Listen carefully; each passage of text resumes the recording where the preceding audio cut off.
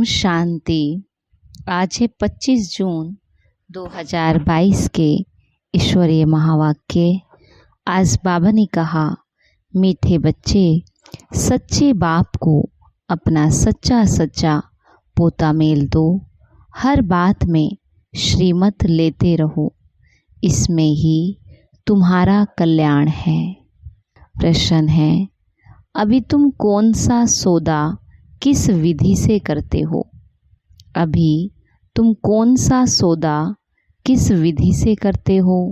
बाबा कहते, सरेंडर बुद्धि बन कहते हो, बाबा मैं आपका हूँ, ये तन मन धन सब आपका है। बाबा फिर कहते, बच्चे स्वर्ग की बादशाही आपकी है, ये है सौदा, परंतु इसमें सच्ची दिल चाहिए, निश्चय भी पक्का चाहिए। अपना सच्चा सच्चा पोता मेल बाप को देना है। गीत है, तुम ही हो माता पिता तुम ही हो बंधु सखा तुम ही हो। ओम शांति। बाप बैठ बच्चों को समझाते हैं। बच्चे जानते हैं अभी हम ब्रह्मा कुमार और ब्रह्मा कुमारियां हैं। श्रीमत का अर्थ तो जान चुके हैं। शिव बाबा की मत से हम फिर से आदि सनातन देवी देवता धर्म की स्थापना कर रहे हैं। यह तुम हर एक को पता है। बरोबर कल्प कल्प परम पिता परमात्मा आ करके ब्रह्मा द्वारा बच्चे एडाप्ट करते हैं। तुम एडाप्टेड ब्राह्मण ठहरे, गोद ली हुई है। आदि सनातन देवी देवता धर्म जो प्राय लोप हो चुका है, वह श्रीमत पर हम फिर से स्थापन कर रहे हैं। और हुबहू कल्प पहले मुआफिक जो भी एक्ट चलती है, शिक्षा मिलती है, कल्प पहले मुआफिक ड्रामा अनुसार हम एक्ट कर रहे हैं। जानते हैं हम श्रीमत पर अपना दैवी स्वराज्य स्थापन कर रहे हैं। जो जितना पुरुषार्थ करेंगे, क्योंकि सेना में कोई सतो प्रधान पुरुषार्थी, कोई सतो, कोई रजो पुरुषार्थी है, कोई महारथी तो कोई घोड़ेसवार, कोई प्यादे, ये नाम दिए हैं। बच्चों को खुशी होती है कि हम गुप्त हैं, स्थूल हथियार आदि कुछ चलाने नहीं हैं। देवियों को हथियार आदि जो दिखाते हैं वो है ज्ञान के अस्त्र शस्त्र। हथियारों का जिस्मानी बाहुबल हो गया। मनुष्यों को ये पता ही नहीं कि स्थूल तलवार आदि नहीं उठाते हैं। इनको ज्ञान के बाण कहा जाता है। चतुर्भुज भी जो अलंकार दिखाते हैं, बाबा कहते चतुर्भुज में भी जो अलंकार दिखाते हैं उसमें भी ज्ञान का शंख है, ज्ञान का चक्र है, ज्ञान की गदा है। सब ज्ञान की बातें हैं। समझाया भी जाता है, गृहस्थ व्यवहार में रहकर कमल फूल समान रहो तो कमल फूल भी देते हैं। तो बाबा कहते, अभी तुम प्रैक्टिकल एक्ट में हो। कमल फूल समान गृहस्थ व्यवहार में रहते हुए तुम्हारी बुद्धि में ज्ञान है। हम एक बाप को याद करते हैं। ये कर्म योग संन्यास है। अपनी रचना की भी संभाल करनी है। अभी तुम समझते हो कि पहले दुख का ही व्यवहार था, एक दो को दुखी देते रहते थे। यहाँ का सुख तो काग विष्टा के समान छीछी है, विष्टा के कीड़े बन गए हैं। बच्चे समझते हैं रात दिन का फर्क है। बाप हमें स्वर्ग का मालिक बनाते हैं, अभी हम नरक के मालिक हैं। नरक में क्या सुख होगा? तुम बच्चे यह सुनते और समझते हो। बाप बच्चों को ये नॉलेज समझा रहे हैं। बच्चों के लिए ही स्वर्ग है। बच्चे ही अच्छी रीति समझते होंगे, नंबरवार पुरुषार्थ अनुसार। पहले पहले तो निश्चय चाहिए। निश्चय बुद्धि विजयंती। निश्चय पक्का होगा तो वह निश्चय में ही रहेगा। एक तो शिव बाबा की याद रहेगी और खुशी का पारा चढ़ा रहेगा। सरेंडर बुद्धि भी होगा। कहते हैं बाबा मैं आपका हूँ, यह तन मन धन सब आपका है। बाप भी कहते हैं स्वर्ग की बादशाही आपकी है। देखो सौदा कैसा है। सच्चा बच्चा बनना पड़े, बाप को सब मालूम पड़े कि बच्चे के पास क्या है, हम क्या देते हैं, तुम्हारे पास क्या है। बाप अच्छी रीति समझाते हैं मैं गरीब निवाज हूँ। साहूकार धन का तो सरेंडर होने में हृदय विदीर्ण होता है। गरीब झट बतलाते हैं ना, सौदागरी करते हैं। धंधा आदि जो करते वो अपनी कमाई में 1-2 पैसा व 4 पैसा निकालते। जो दान के शौकीन होते हैं वो धर्माऊ जास्ती निकालते हैं। जो कुछ करते हैं कहते हैं ईश्वर अर्पणम।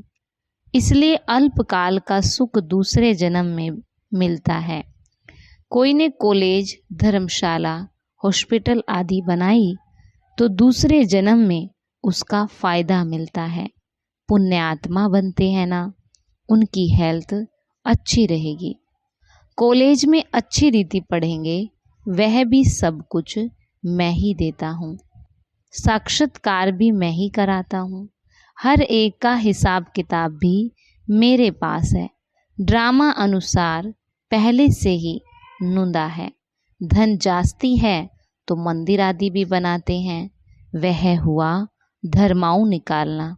अपने कारखाने आदि की कमाई से कुछ पैसा निकाल मंदिर बनवाते हैं। कोई फिर कॉलेज आदि बनवाते हैं। कहेंगे ईश्वर अर्थ दान करता हूँ तो ईश्वर रिटर्न में देगा। बहुत मनुष्य कहते हम निष्काम सेवा करते हैं, परंतु निष्काम तो होती ही नहीं। निष्काम अक्सर कहाँ से निकला? बाप ने समझाया निष्काम सेवा हो नहीं सकती, फल तो जरूर मिलता है। अब तुम्हें गृहस्थ व्यवहार में तो रहना ही है, नौकरी करनी है, संभालना है, बच्चों को पोतामेल आदि बाप को देना है। कितना बचता है? बाप कहेंगे अच्छा तुम गरीब हो, आमदनी आदि है नहीं, अपनी रचना की पालना भी पूरी नहीं कर सकते हो। अच्छा तुम 1 पैसा दे देना, यही तुम्हारी अविनाशी 21 जन्मों की कमाई है। वह होती है अल्पकाल सुख के लिए, ये है 21 जन्मों के लिए, और ये है डायरेक्ट। बाबा कहते तुमको बीज तो बोना ही है। सुदामा ने मुट्ठी चावल दिया, 21 जन्मों के लिए महल मिल गया, क्योंकि गरीब था ना। साहूकार हीरे की मुट्ठी दे दो तो बात एक ही है। बाप कुछ कहते नहीं हैं, हर एक को अपने अपने डायरेक्शन देते हैं। तुम इतना करो, पूछते भी हैं खर्चा कैसे चलता, थोड़ा बचता है तो उसी अनुसार राय देंगे। आई वेल काम में आए, डायरेक्शन देंगे, इतना करो, बाकी हम जिम्मेवार हैं। अच्छा घर में कोई हाल बनाओ जिसमें बच्चियां आके सेवा करे। हॉस्पिटल बहुत बड़े बड़े बनाते, इनको भी बड़ा बनाना पड़ेगा, बहुत आएंगे। अगर जास्ती पैसा है तो यह हॉस्पिटल कॉलेज खोलो, जैसा जैसा गांव वैसी वैसी चीज़। कितने बच्चे आकर के वर्षा लेंगे हेल्थ वेल्थ का। अभी तुमको ऐसा ऐसा करने से राजाई मिलेगी, बहुतों का कल्याण होगा। 21 जन्मों के लिए तुम ऐसे बन जाएंगे। बच्चों की तो पूरी संभाल करनी है। साधु संतों को इन बातों का नहीं रहता। उनको जो देते हैं वो अपने ही काम में लगाएंगे, अपने सन्यास कुल की वृद्धि करेंगे, अखाड़े आदि बनाएंगे। यहाँ जो जितनी मेहनत करेंगे उतना गद्दी का मालिक बनेंगे। ये वर्षा मिलता है।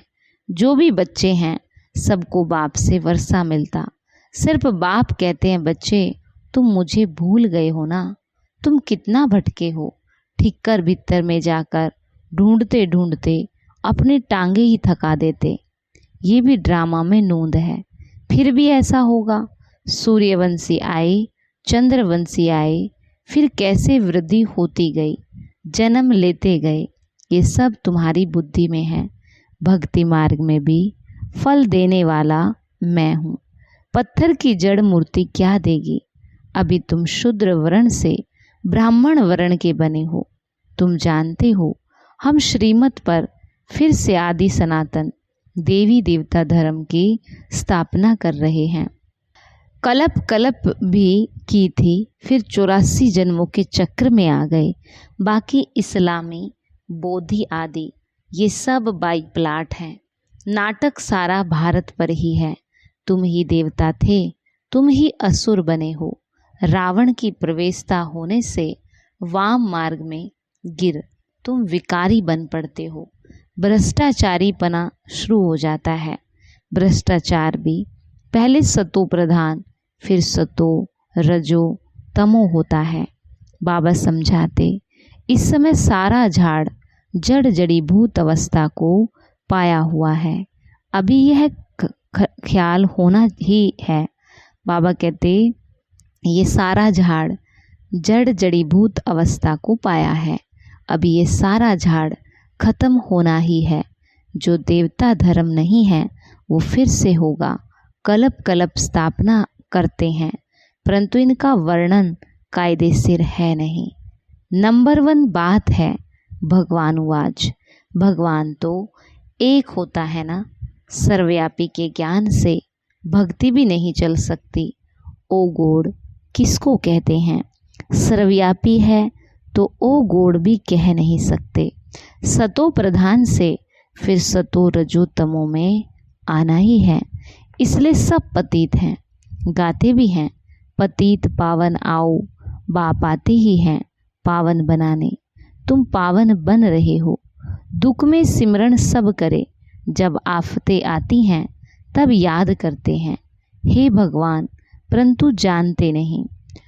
तुमको नॉलेज मिल रही है, तुमको सो फिर से देवता बनना है। अभी ये क़यामत का समय है, सबका हिसाब किताब चुकतू होना है। बाबा कहते, अभी सब कब्र दाखिल हैं, बाप आकर जगाते हैं। ये ज्ञान कोई के पास है नहीं। आते रहेंगे, बनते रहेंगे, वृद्धि होती रहेगी। बाबा से पूछ सकते हैं, मैं इस हालत में किस पद को पाऊंगा, बल्कि अपनी अवस्था से समझ सकते हो। अभी मार्जिन बहुत है।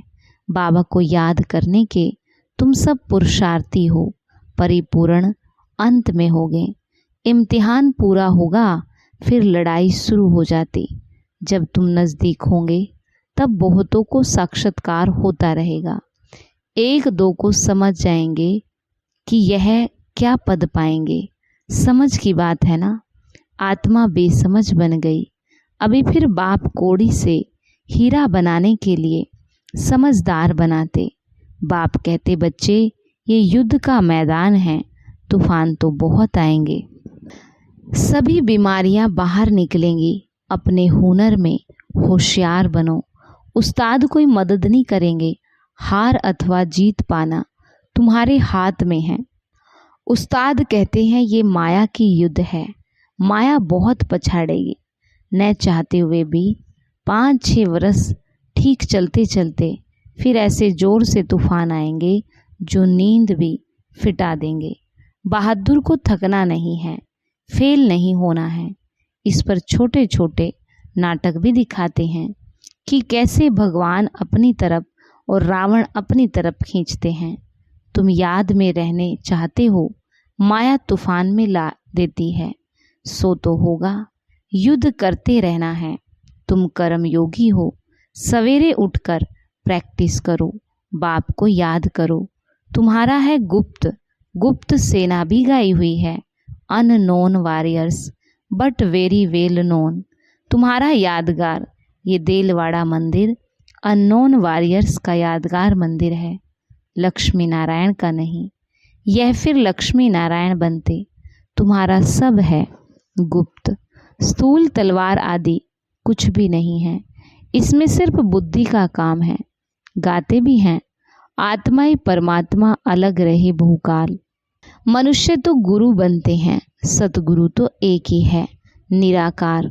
उनको पतित पावन कहते हैं। तो सतगुरु हुआ ना, बाकी वो है कलयुगी कर्म कांड के। सब पुकारते हैं, ताली बजाते हैं, पतित पावन सब सीताओं का राम एक है। अभी तुम्हारी बुद्धि में सब नॉलेज आ गई। अपनी अवस्था को देखना है कि हमारे में कोई अवगुण तो नहीं है। क्रोध का भूत व काम का भूत नहीं होना चाहिए। लिखते हैं, पता नहीं क्या होता है, बहुत तूफान आते हैं। बाबा कहते ये तो आएंगे, बहुत हैरान करेंगे, परंतु तुमको खबरदार रहना है, बाबा को याद करना है। बाबा आपकी तो कमाल है, कोई नहीं जानते कि आप राजधानी कैसे स्थापन कर रहे। हम भारत के खुदाई खिदमतगार हैं। निराकार शिव की जयंती भी मनाते, परंतु वह कब और कैसे आया यह नहीं जानते। तुम जानते हो कि शिव बाबा हमको प्रजापिता ब्रह्मा द्वारा वर्षा दे रहे हैं। यह दादे का वर्षा है। बहुत करके उनको बाबा बाबा कहते हैं। दादा और बाबा, बाबा है रूहानी, दादा है जिस्मानी। वह सुप्रीम रूह इस द्वारा वर्षा दे रहे हैं। यह बुद्धि में रहना चाहिए। श्रीमत पर चलना है, मन मना भव, और चक्र का राज भी सहज है। स्वदर्शन चक्रधारी भी बनना है। तुम स्वदर्शन चक्रधारी हो, परंतु अलंकार विष्णु को दे दिया, क्योंकि अभी तुम संपूर्ण नहीं बने हो। पहले तो ये निश्चय चाहिए कि वह हमारा बाप है, टीचर है, हमको शिक्षा दे रहे हैं। सतगुरु साथ ले जाएंगे। उनका बाप टीचर गुरु कोई नहीं। कितना क्लियर समझाया जाता, फिर भी बुद्धि में नहीं बैठता। गृहस्थ व्यवहार में रहते, निर्मोही बनना। हम तो एक बाप के बने हैं, यही बुद्धि में रहना चाहिए। तुमको अंधों की लाठी बनना है। कोई भी मित्र संबंधी आदि हो तो बात करते करते यही पूछो, पतित पावन परम पिता परमात्मा से तुम्हारा क्या संबंध है? तुम्हारा लौकिक बाप तो वो है ना, फिर परमपिता परमात्मा किसका बाप है? जरूर कहेंगे हमारा। अच्छा, बाप तो स्वर्ग का रचयिता है। भारत स्वर्ग था, अब नहीं है। फिर से बेहद बाप से वर्षा लो, यह तुम्हारा हक है। याद करने से तुम वहाँ चले जाएंगे। कितनी पॉइंट्स है जो बुद्धि में धारण करनी है। अच्छा, मीठे मीठे सिखी लदे बच्चों प्रति माता पिता बाप दादा का याद प्यार और गुड मॉर्निंग। रूहानी बाप की रूहानी बच्चों को नमस्ते। रूहानी बच्चों की रूहानी बाप दादा को नमस्ते नमस्ते बाबा, गुड मॉर्निंग। शुक्रिया बाबा, शुक्रिया। धारणा के लिए मुख्य सार। पहला है, अंदर में कोई भी काम या क्रोध का अवगुण है तो उसे निकाल सच्चा सच्चा खुदाई खिदमतगार बनना है। तूफानों में खबरदार रहना है, हार नहीं खानी है। दूसरा, बाप के डायरेक्शन से सुदामे में, बाबा कहते बाप के डायरेक्शन से सुदामा मिसल चावल मुट्ठी दे 21 जन्मों की बादशाही लेनी है। वरदान, संगठन में न्यारे और प्यारे बनने के बैलेंस द्वारा अचल रहने वाले निर्विघ्न भव।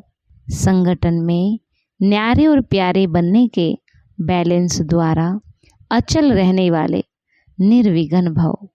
बाबा कहते जैसे बाप बड़े से बड़े परिवार वाला है, लेकिन जितना बड़ा परिवार है उतना ही न्यारा और सर्व का प्यारा है। ऐसे फॉलो फादर करो। संगठन में रहते सदा निर्विघ्न और संतुष्ट रहने के लिए जितनी सेवा उतना ही न्यारापन हो। कितना भी कोई हिलावे, एक तरफ डिस्टर्ब करे, दूसरे तरफ दूसरा करे, कोई सेल्वेशन नहीं मिले, कोई इंसल्ट कर दे, लेकिन संकल्प में भी अचल रहे, तब कहेंगे निर्विघ्न आत्मा।